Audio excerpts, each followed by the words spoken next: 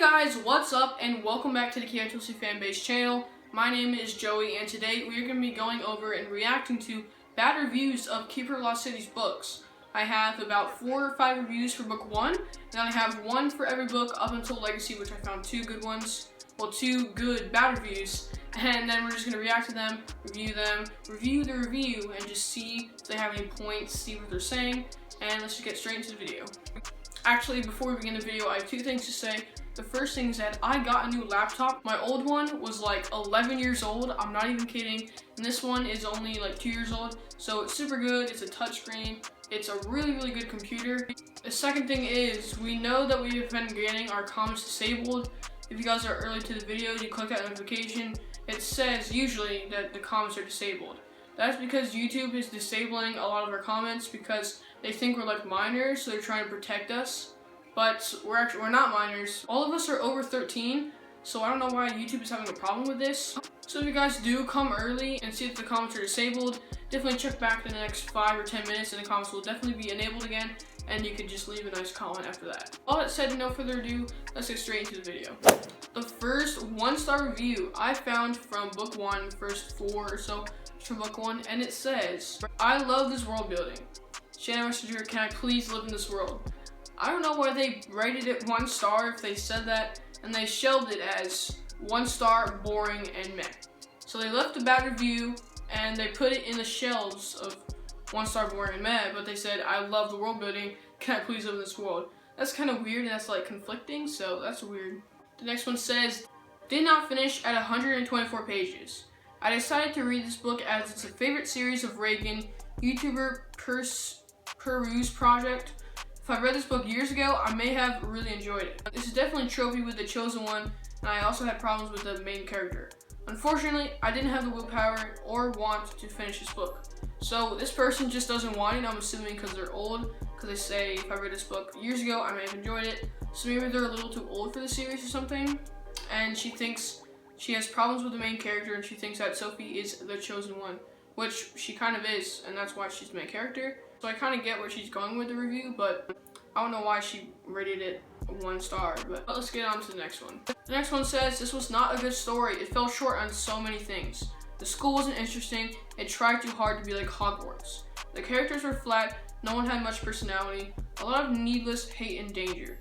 I didn't like the lack of punishment either. Also, I didn't like the goodbye. It was ridiculous and frustrating." So this person just did not like book 1. They think it was like a ripoff of Harry Potter, which a lot of people do say that.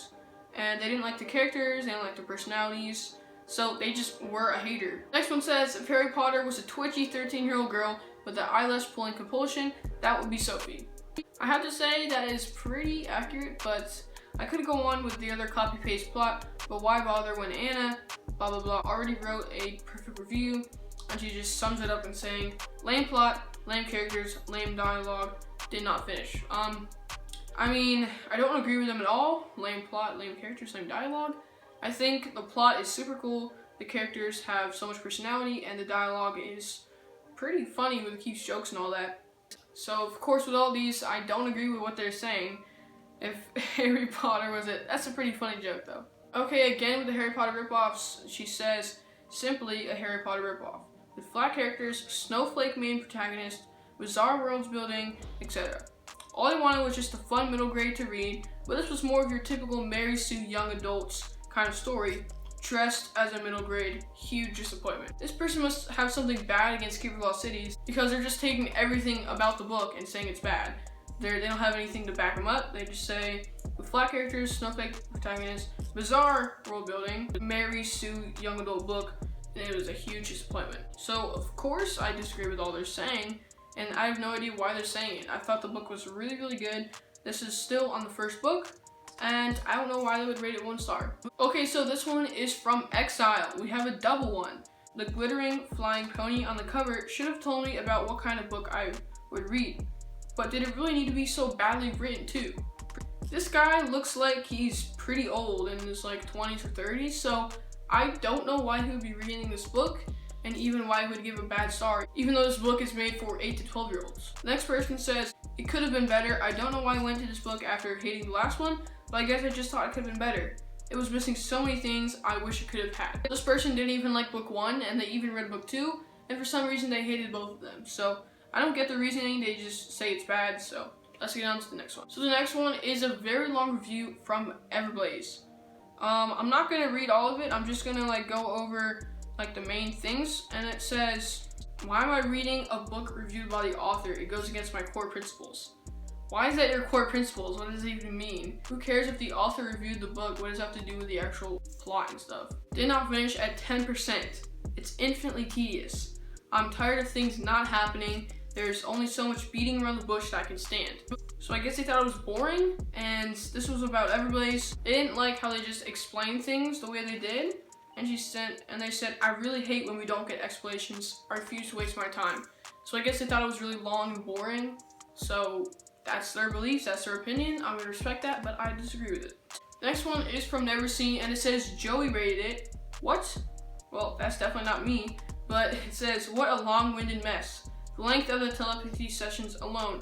Dear God, so predictable, so dumb. This person did not like the Sophie telepathy scenes, which I guess I have to agree with. But I don't agree with Never Seen being 1 star. The book was really, really good, and this person just doesn't like it. The next one is another really, really, really long review. So I'm just gonna flash it up on the screen. If you really want to read it, I'll pause it and then you can read it for some reason. But let's just get on to the next one. I believe this one is from Lodestar, and it says, Bail at page 443. I'm tired of every book ending on a cliffhanger. To be completely honest, I think cliffhangers are really fun and it lets us be really, really excited for the next book, but some cliffhangers can be really, really annoying, as this guy is probably saying. So I do get that Channel Messenger does leave us on a cliffhanger literally almost every book, so it can be frustrating, but I don't think it's enough to give this book 1 star. The next one was pretty sure from Nightfall, so I'm not going to read the entire thing. You guys can again pause and read it. It's pretty long. And to sum up what they say, the book is cheesy. They think Sophie's just one of those other main characters and they all look the same. I believe this one is on Flashback, and it says, I really didn't like this book. Had very little character development and barely any other characters except Sophie and Fitz. It would have been great to see Morella more involved, especially after what happened in the last book. I also felt that the first half of this book took too long, and I felt those events could have gone by really faster. This book to me felt like the worst in the series so far. I really hope the next book will be better. And guess what? It was. Legacy was so much better than Flashback. Now, Flashback was kind of long and boring and had a lot of Sophie's parts, but that definitely wouldn't make me rate it 1 star. At the least, 3.5 stars. But this book was definitely a 4-star book, for me at least. Maybe for Sophie shippers, maybe it was a 5 or 4.5, but definitely not a 1 star. The last 2 reviews we have are from Legacy. The first one says, horrible, worse than Flashback.